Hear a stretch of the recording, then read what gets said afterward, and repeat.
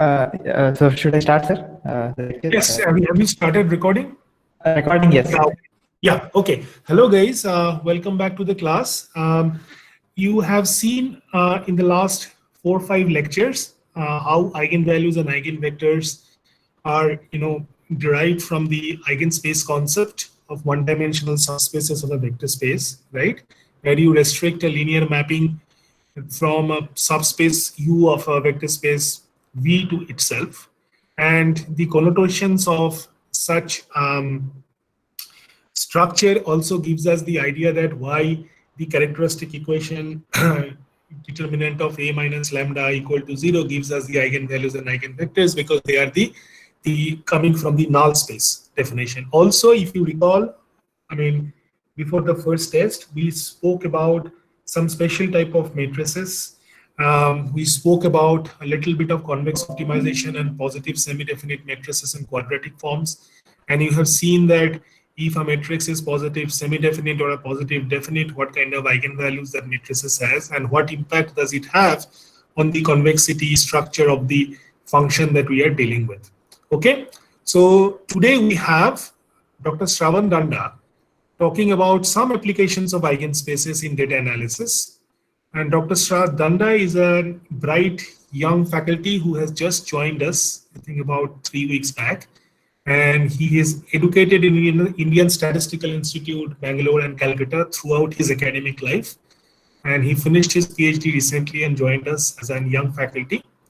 And he has kindly agreed to give a talk on the applications of eigenspaces in some of his research and other real world applications. So thank you, Professor Danda. You can please go ahead now. Thank you, Professor Snehanshu. Today, as Professor Snehanshu said, we'd be talking about some real life applications of eigenspaces. So the outline of the lecture will be as follows. So I'd start with a couple of data analysis problems which can be dealt with linear algebra. Then I'll briefly describe the mathematical structure that we are going to use to handle these problems, which are graphs. Then I'll show the connections between how linear algebra, matrices can be used to manipulate these graphs. After the tools, we'll be looking at the applications briefly so that you'll get an idea of how to deal with such applications. So to start with, let's take the problem of image segmentation. So images, so the idea is very simple. So I have an image. The idea is to label each of the pixels in the image such that labels pixels with same label form meaningful object. So for example, if I look at this particular image, I'd like to assign the same label to all these back pixels so that it can give me the human. So this, in the simplest form, can also be called as a foreground extraction problem, because in this image there are not many objects. As you can see, there's only 2 objects, or you can call it man with the camera together as a single object. Similarly, so many of you, I think almost all of you must have used a search engine like Google, and when you search with some keywords, you'll see that a number of websites will open up, and that too in a particular order. So how exactly do you rank these search engine results? So this is another problem of interest. So we are going to look at these 2 problems. So before we start doing that, we'll look at graphs, which are structures that we are going to use. So the simplest of the graphs can be consists of 2 sets, which is the first set is a vertex set. It has some labels A, B, and C, and so on. And the second set is a set of edges. So I connect 2 or more, 2 pairs of vertices together this way. And I call them. Shravan, sorry to interrupt. I mean, your voice is breaking. So do you have a headphone that you can use, or? I'm also already using earphones. Maybe I'll hold it closer to my mic. Is it better now? Okay. I think, yeah. Go ahead. Okay. So this is the simplest of the graphs. I have a set of vertices and a set of edges. Edges are nothing but pairs of unordered pairs of vertices. And there are no loops, as you can see. There is no A to A or B to B and so on. And there are no multiple edges from A to B. So this is the simplest, but then we can have several variants, two of which we'll be using today. So first is that of a edge-weighted undirected graph. So like what we have seen earlier, I have the vertex set and the edge set, but additionally, I also have a function which is from the set of edges to non-negative real valued numbers. So these numbers typically can be anything. They can either be representative of how similar the vertices corresponding to that edge are, or how dissimilar they are. So depending on the application at hand, we decide beforehand which measure to use, a similarity or a dissimilarity. So this particular structure of edge-weighted graph is very useful in applications because it can be used across domains. Once you develop an algorithm, all you need to do is somehow define the weights dependent on the domain. Once you do that, similar algorithms can be applied across domains. So how exactly can we use edge-weighted undirected graph model images? So images are nothing but in a computer they are stored this way. So this particular image, as you can see on the left, this is a grayscale image, meaning that there are no colors onto it. So each value in this, each pixel has a value between discrete value between 0 and 255. So if I take a 4x4 image, it looks something like this. Color images can be handled similarly, but the math is a bit more involved. So I'll stick to grayscale images. So I can think of each of these pixels as vertices of the graph, and then I connect each pixel to the neighboring pixels vertically and horizontally. So this makes it a 4-adjacency graph. This is just naming. So typically, these kind of graphs are used to model two-dimensional images. But so far, you have seen that this is still not yet an edge-weighted graph. You see that nodes are being weighted. So how exactly do we construct an edge-weighted graph is what we shall see now. So, so here the numbers are not clearly visible, pardon me, but so the idea is in an image, similar within the same object, the pixel values would be very similar. So if I can somehow construct a gradient out of these numbers, which is nothing but I take an absolute difference of the pixel values between the neighboring pixels, I get edge weights. So, but then these edge weights would be representative of how dissimilar they are. So I simply use a decreasing function like this. You can use any decreasing function. This is just a convention. Many people use this. So now let's look at another variant of a graph, which is that of a direct graph. Similar to what we have seen in the easiest of the simplest of the graphs, I have two Excuse sets. me, sir. Yes. Sir, we are still on slide number 7 on your presentation. Slide number. I think 7. there's some delay. Okay, so you are on the image with the grid graph next to The each. yeah. Okay, how about now? Now it's 9. Yeah. Is it 8 or 9? Should be 9, an 8. 9. It's 9 now, I think. Okay, let's wait for a moment. I mean, what you do is don't rely on, do it manually. Like go to, instead of hitting enter, you hover on to the slide number and click, and then, I think it's better because. This way. Yeah. Okay. So, okay. So let me go back to 8. Are we clear on how to construct the edge weights from the pixel values so far? I'll go ahead with this. So could you repeat this? Okay. So now that I know that the image has pixels and each pixel has a value, but then I want to construct an edge-weighted graph. So what I do is I look at all the neighboring pixels, I take the values, simply take an absolute difference. So that difference, absolute difference would give me how dissimilar those two pixels are. So this would give me an edge-weighted graph with a dissimilarity measure. But then if I want to construct a similarity measure, I simply use a decreasing function of these edge weights. So depending on my application, I choose whether to use a similarity or a dissimilarity. So moving on. Yeah, so that's about the edge weight graph representation of images. So another variant is, so are we on 9 now? Yes, sir. Yeah, okay, good. Another variant is that of a directed graph. So in a directed graph, again, I have two sets. One is the vertex set and the second is the edge set. But then now the edge set doesn't have unordered pairs. Instead, I have a directional edges, which means that I have a start point and an end point. So these, if you notice carefully, so this is these are tuples instead of sets. So these directed graphs come handy. Say, oh, again, sorry. Yeah. So these are useful to model the page ranking algorithm, I mean, or the page ranking problem. So you can think of these vertices, each of the vertices as the websites, and an edge connecting from a website U to website V exists when there is a hyperlink to the website V on the website U.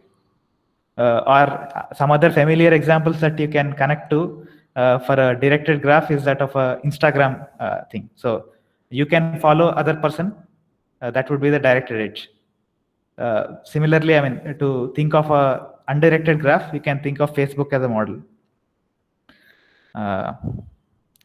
Yeah, so let me, yeah, so you might be wondering what exactly has linear algebra to do with these graphs. So I'll come to that. So two important matrices that you can connect to analyzing these graphs is that of an adjacency matrix, which we shall see soon. Second one is that of a graph Laplacian. So these we are going to look at now. So firstly, so this graph Laplacian is very, very useful. This comes in various forms, but in this lecture, we are going to look at the simplest of its forms. So first, let's look at the adjacency matrix. So, so is there a lag on the slides, or are we on 12? Sir, it's fine now. Yeah, it's fine. Good.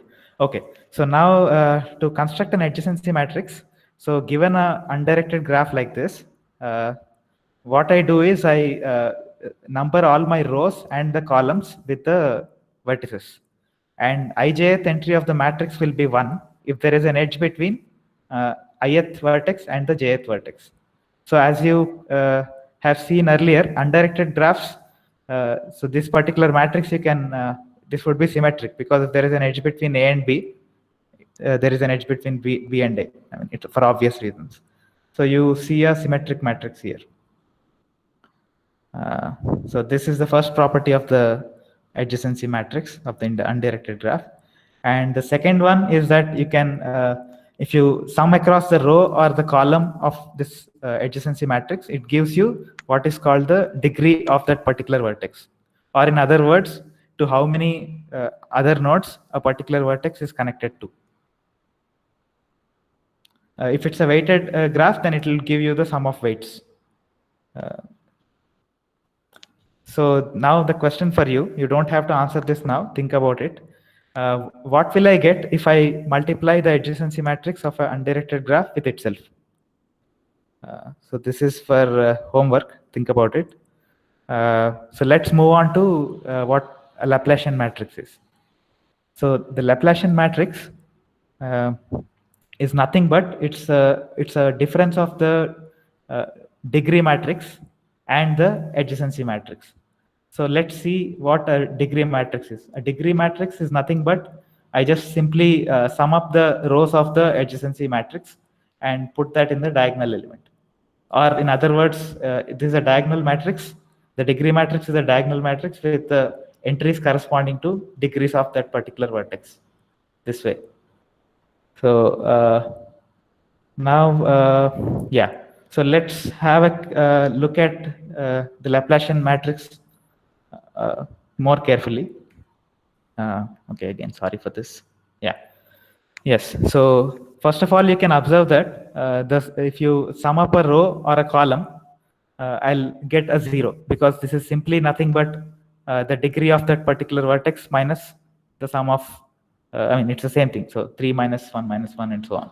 So you get zeros. So which means that this Laplacian is not a full rank, or in other words, the determinant would be 0. And the second property is that it is symmetric because it is a difference of two symmetric matrices and hence symmetric. And it's also positive semi-definite. We'll have a look at the proof shortly. These properties are actually very important in using this particular Laplacian. We'll see that soon. So the third property is that all my eigenvalues are strictly greater than or equal to 0. I mean, not strictly, greater than or equal to 0. So this comes from the second property. I think you guys can prove this because, I mean, from the earlier classes, you have enough material to show this. And the fourth property, I mean, this is actually a corollary of the first property. Just think about it. One of the eigenvalues is 0. So can you think of what the corresponding eigenvector would be?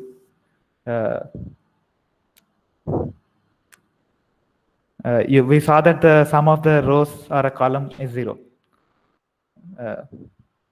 Yeah, just think about it. I mean, you don't have to answer it right away again. Yeah, so now that we have enough tools, let's just before going to the applications, we'll look at one more thing corresponding to Laplacian.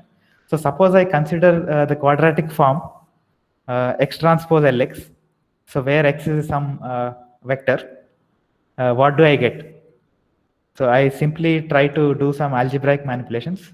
So first is I look at this x transpose dx. So since this D degree matrix has all the non-diagonal entries 0, this would be simply be I mean, only the diagonal entries would correspond to the non-zero values. So if I do some simple manipulations here by rearranging the terms, I would get this. So what I did here is I expanded this di here and pulled this xi out here. And similarly, so since the graph that I'm considering is an undirected graph, my wij is same as wji. So if I rewrite this term as, and using the symmetricity, if I rewrite this term as xj squared summation wij, I get this half into this part and this part. And the second part, I just simply took a 2 and a -2 here. So now I can write this whole expression as this. So this is a nice non-negative function. So which means that now my, yeah, so just remember this part. So we'll come back to this after a while. So now let's go back to the problem of image segmentation. So, our old image, we have this cameraman image, and ideally I want to break this image into foreground and the background. So which would be something like this. So with respect to the graph-based model that we saw earlier, this translates to you give me the set of edges on the boundaries such that if I remove them, that will give me two different pieces. So in other words, in graph terms, I want to break the graph into two connected components by removing a set of edges. So how these edges should be would be dictated by the edge weights. So they should be optimal in some sense. But then since we are considering what is called a similarity graph, which means that, and I know that pixels within the same objects are highly similar, I want my edges to be such that the weights of those edges which are removed is as small as possible. So mathematically speaking, so now I have a edge weighted graph. I want to partition the set of vertices, which are my pixels, into two pieces in this particular case. In general, it can be more, but let's simplify for a while. I want to break it into two pieces such that the edges that I removed, the weights add up to as minimum as possible. So this is the graph cut problem. So we expect this to give us good results, but then there is one obvious issue with graph cut, which is that of a small cut problem, which means that if I have an isolated vertex somewhere at the corner or even in the middle, the number of edges that connect this particular small piece to the rest of the graph will be less. So I can always have a graph cut which gives me practically not so useful results. So this one pixel doesn't correspond to any meaningful object. So how to overcome this? So one variant to do this is somehow penalize the sizes of the broken pieces. Or in other words, if I want to break the graph into two pieces, the vertex set into A and A complement, I simply add a constraint on the sizes of the broken pieces. So if the sizes are very small, then my cost is getting higher. That's why I put this in the denominator. So similarly, I can do it for more than two pieces. The cost will be simply, you'll have more terms here, but the idea is same. So for the moment, let's stick to breaking the graph into two pieces. So I'll call it k equal to 2 for the rest of the lecture for breaking it into two pieces. Yeah, so now that we have a ratio cut, we expect for the same example, you see that the ratio cut gives me better meaningful results. So the sizes are bigger, and then these probably correspond to meaningful objects. But then the natural question to ask would be, how exactly do I find the ratio cut? So this would be the next question we would have. The answer to this would be, okay, first let's see what we can do with the Laplacian. We'll write it in terms of Laplacian and see what we can do. So firstly, recall that I have used, so I want to label each of the pixels. So what I do is I take, so if A is the subset of the vertices corresponding to partition 1, the component 1, and A complement is the second component, I set xi equal to the size of the second component by size of the first component with a square root. Similarly, for the second component, I set the value as this. So for obvious reasons, these two sets make the whole set of the pixels. So recall that we have shown that the quadratic form x transpose Lx can be written this way. So now if I substitute the values of xi and xj, which I have set in the previous slide like this, yeah. So then I'd be getting this particular expression. So if xi and xj are in the same component, those will cancel out. For the pixels in different components, I'll have this expression inside. So manipulating it a bit more, I can see that this can be written as this and then this. So this is nothing but I simply expanded the square, and then I did some basic manipulations here. And I see that my quadratic form x transpose Lx can be written as a constant times, since the graph is fixed, the number of pixels are fixed. The cost is nothing but a constant times the cost of the ratio cut. So in other words, how does this help? So if I want to minimize the cost of ratio cut, all I need to do is somehow minimize this particular expression, subject to the constraints what my x has satisfied.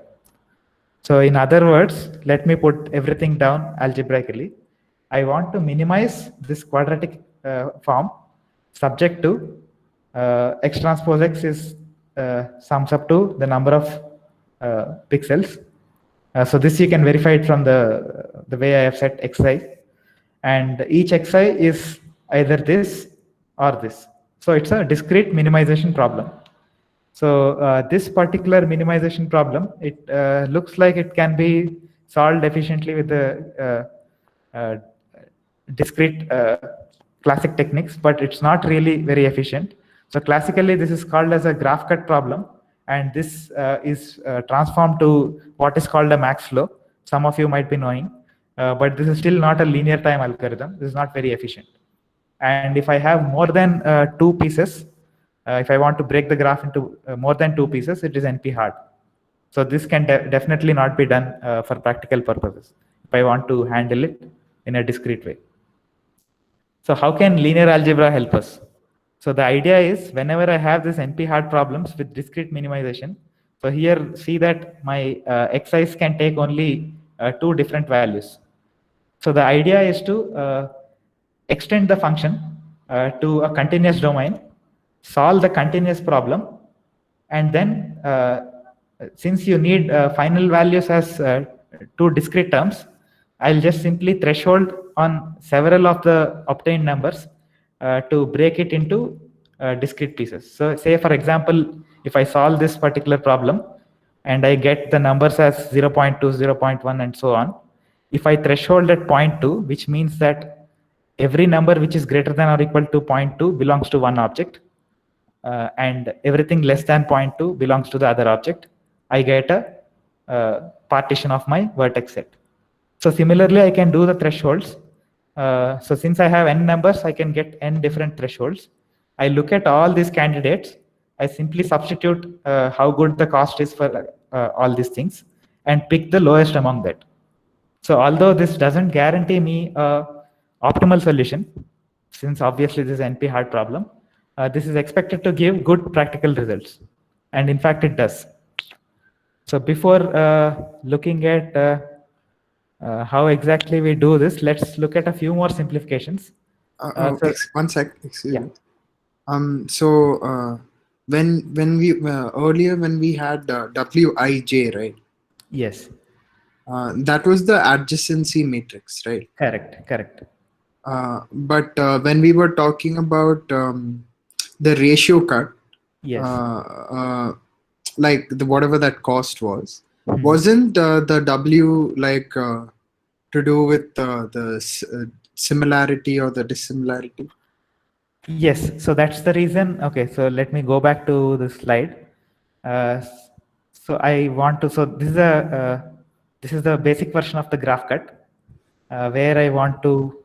So since my W's correspond to similarity measures, I want to minimize this particular sum.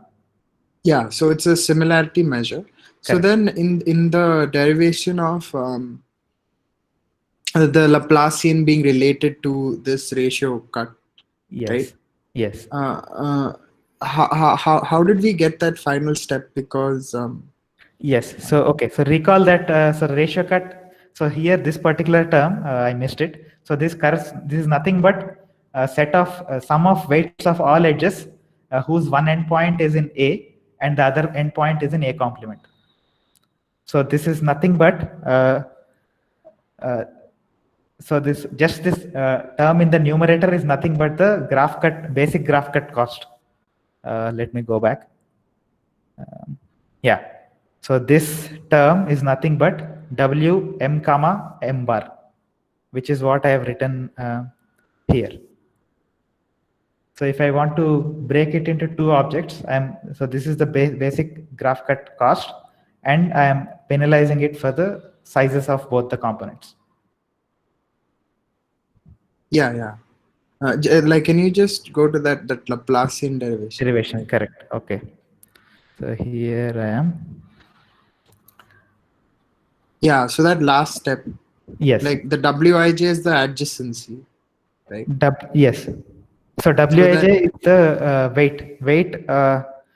weight of the edge corresponding to I belonging to one of A and A complement and J belonging to the other one.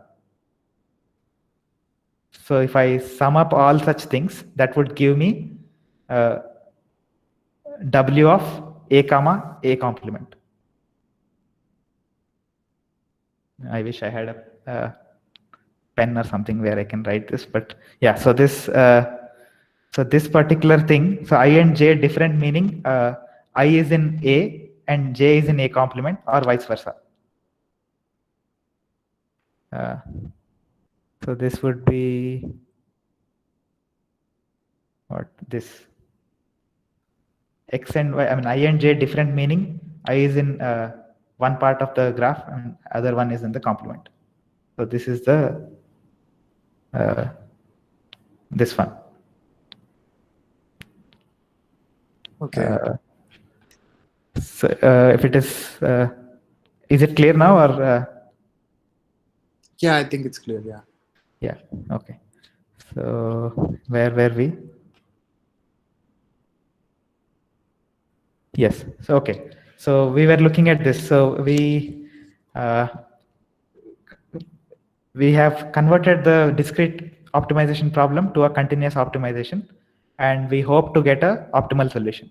But then since we are now working on thresholds, so whether I have a 0.2, 0.1, 0.3 or 0.4, 0.2, 0.6, it's the same because the thresholds give me the same set of final values.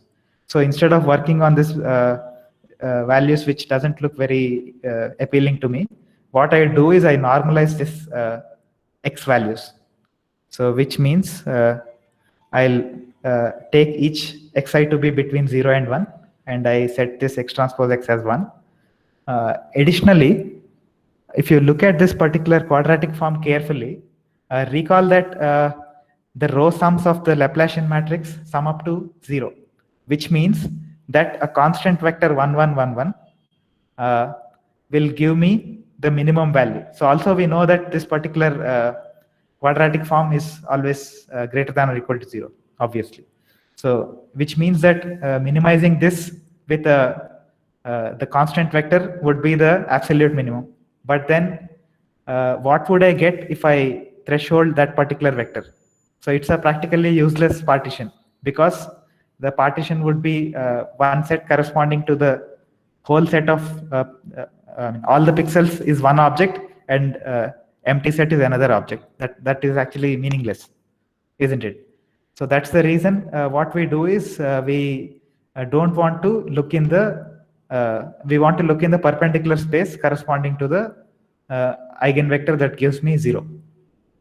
So that's the reason I have imposed an additional condition. So this is the lowest. So this is actually the perpendicular space to the lowest eigenvector. So this boils down the problem to finding the second least eigenvector. So by second least, I mean the eigenvector corresponding to second least eigenvalue. So here we are. So how do exactly we solve the second least eigenvector problem is you can use many methods. One of the popular methods is that of a conjugate gradient method. So you can look at SciPy if you use Python. It has implementation and detailed documentation on how to use it. Yeah, so moving on to the other problem. So we have also seen that we can, I mean, we have seen that directed graph can be used to model page ranking problem. But again, so although a directed graph is used in practice, since the idea is same, we'll simplify the directed graph to an undirected graph, and then we'll work on that. So first of all, how do I simplify the graph to an unweighted, sorry, this is not unweighted, this should be undirected. The typo, I'll change it. So how do I make it an undirected graph? I'll see if either of these connections exist. I'll simply add an edge between U and V. Or in other words, in talking in terms of websites, if there is a hyperlink to V on U, or there is a hyperlink to U on V, I'll say that U and V are connected. So intuitively, a page would be very, very important, or it's central if it has a high degree, meaning there are many pages that are linked to this particular page. And it's also easy to compute because all I need to do is take the degree matrix, or in other words, add the rows of the adjacency matrix. I could do that, but there's an obvious problem with this, which is that I expect a node that is right next to a important page as a important page. So which means that somehow this measure should be, it should depend on the neighbors too. But then the problem with the degree measure is that if I have a vertex of high degree, it can have a node which is adjacent to this particular high degree node, which has a very low degree. In fact, I can have any arbitrary degree starting from 1. For this particular question, just think about it. I've told you the answer. I shouldn't have. Okay, so if I have a vertex V on an undirected graph with n vertices, such that V has degree n minus 1, the possible degrees of a node that can share an edge with V can have any possible degree starting from 1 to n minus 1. I think you can easily visualize it if you just think about it. So this is a problem with degree as a centrality measure. So how do we overcome it? So what we can do is instead of using the degree directly, what I'll do is I'll recursively define, not exactly recursively, but then it's dependent. So the centrality of a particular vertex would be weighted average of the centralities of the adjacent vertices, and the weights come from the adjacency matrix. So this, you can think of these weights as maybe multiple hyperlinks to the same page or something of that sort. So if you look at this particular equation carefully, this is nothing but the eigenvalue, eigenvector problem. So if I write it in a compact form, this is nothing but solving Wx equal to lambda x for W adjacency matrix. But there's a catch here. I know that xi's are what? Centrality measures, meaning each xi should be greater than or equal to 0 when I solve it. Okay, so one good thing is that thanks to this Perron-Frobenius theorem, if I solve this particular equation for the eigenvector corresponding to highest eigenvalue, these xi's are guaranteed to be greater than or equal to 0. So you may have a look at this particular theorem for more details. I won't go into the math, but all we are interested is, yes, so we can solve this to get a meaningful centrality measure. So how exactly do we solve this particular equation to get the highest eigenvector, or the eigenvector with the highest eigenvalue? So here is a simple yet useful method, what is called the power iteration method. So I start with a random vector, and then I keep multiplying it with the adjacency matrix, normalize it, and I keep repeating this until my x doesn't change much. Or in other words, until convergence, I keep repeating this, and I am guaranteed to get one of the eigenvectors corresponding to the highest eigenvalue. So the intuition behind this algorithm is very simple. So you can imagine this, that each of the eigenvectors they get stretched, and the maximum stretch is when the lambda is highest. So at every iteration, the stretch of the corresponding to the maximum direction, it keeps increasing, while the stretches in the other directions they diminish with the number of iterations. So in the end, I will converge to the required eigenvector. Yeah, so I think this is the last slide. I'm done. If you have any questions, we can go back. Sorry, I was a bit fast. Yeah. Now, Shravan, you can now the couple of questions you posed to the guys, right? Earlier, guys, can you think of, have you come up with any answers to what Professor Danda was asking before? Shravan, can you go to the first question that you posed? Yes. Here. So let's look at the adjacency matrix again carefully.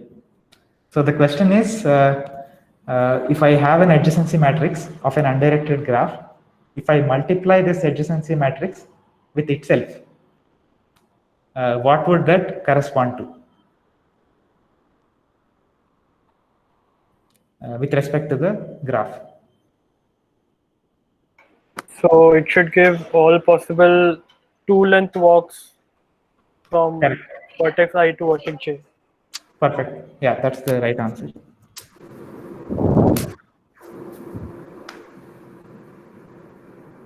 So is that clear to everyone?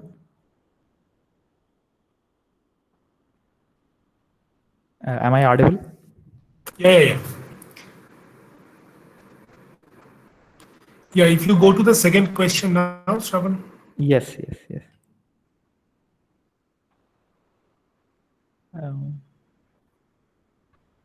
Yeah. So the least eigenvalue.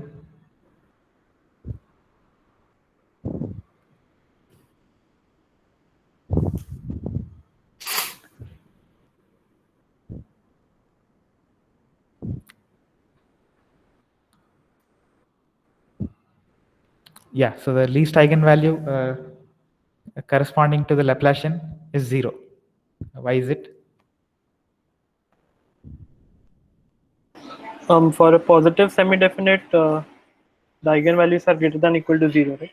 Yes, but how do you know that the 0 is attained?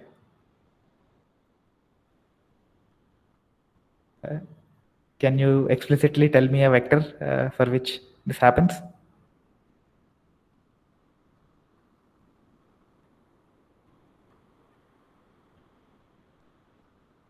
Actually, we have seen that.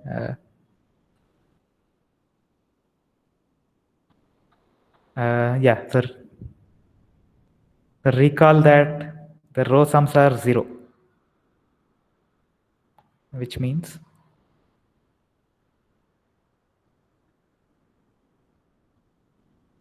going back to this, the row sums are 0, which means this vector multiplied with something gives me 0. Okay, the vector with all ones. Perfect. Yes.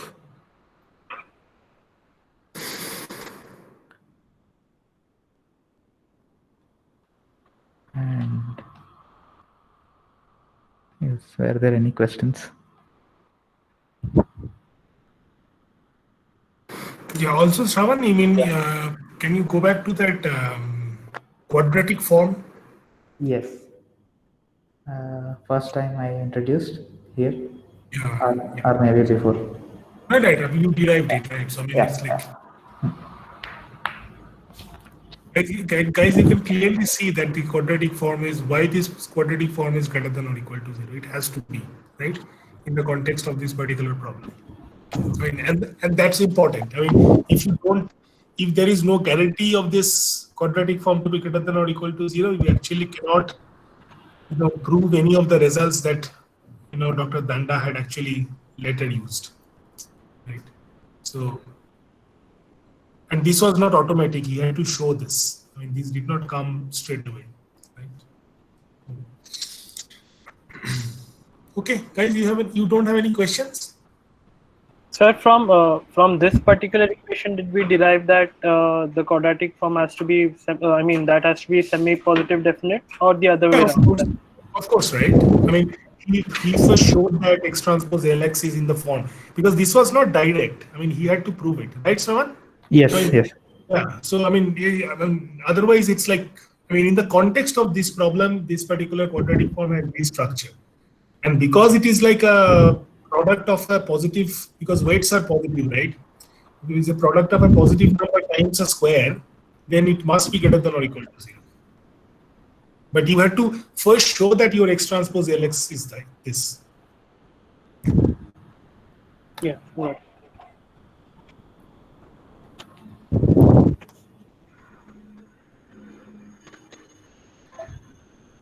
So, I mean, I have a question for you guys, is that, I mean, given a graph network, now you have seen what Dr. Danda was showing you was like a one hop away from any of the nodes, right?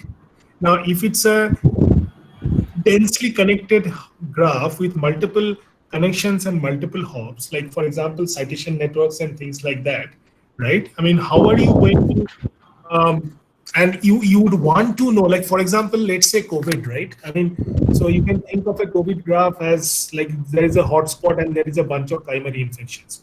Now, in an infectious disease like COVID, which has become a pandemic, right? Primary infections are not enough. There has to be secondary infections that you need to track. So how are you going to track the secondary infections? I mean, is there any way to start from the root node, right, and track the secondary infections using the adjacency matrix and the eigenvalues and eigenvectors? Because your standard centrality measures are one hop based. It's just one hop.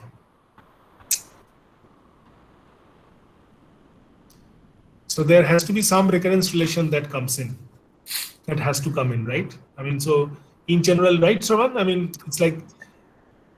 Yes. I mean, okay, one possibility is, I mean, you may use I mean, you can take the 1 hop, 2 hop, 3 hop, and you go up to a certain level, and then take a union of these things. So that way you're covering, instead of a 1 hop, it's like a generalization. Right. I mean, but then the thing is, I mean, your hotspot remains the same, right? So, like, what I'm trying to say is that, like, imagine a citation network, right? Like, somebody has cited you, and that then another person, I have cited that guy. So indirectly, I'm influenced by you, right? Even though I'm not citing you directly. Yes. Right. So this is like, I don't have an edge between me and you, but I would still like to measure like a such as like a 2 hop indirect influence. So how would I do that? Because the hotspot is still you, and I don't have an edge between you and me. Yes. But I mean, so what I meant was, instead of using the adjacency matrix W directly, what I'll do is I'll take a max of W squared, W cube up till a certain level, K hops. Right. And so this But when you are formulating the W square, right? I mean, your hotspot remains the same, right? The centrality remains the same, right? Your central node is still you, right? Yes. Yeah, that needs to change. That has to change, correct? Because Correct. you cannot use that. I mean, and that's a very, very interesting problem, guys. And I have been thinking about this problem because, I mean, purely from the context of both COVID secondary infections and the citation networks, because there has been a lot of crap on this COVID graph network modeling. Because what Professor Danda was referring to is like you take a snapshot, right? But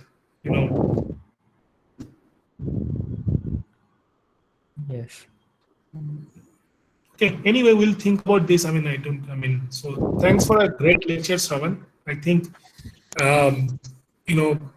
it shows us why we study certain things that we are required to study, right? And why certain things are prerequisites to doing, more complex stuff, right? So Thanks a lot. And guys, unless you have any other questions, we can stop here, or you want to ask something? Okay, they are leaving, so I guess they don't have anything else to ask. Thanks a lot again, Shravan. Thank you. Yeah, you can stop the recording, and then the recording will come to me. Yes. Okay. Yeah. Okay. All right. Thanks.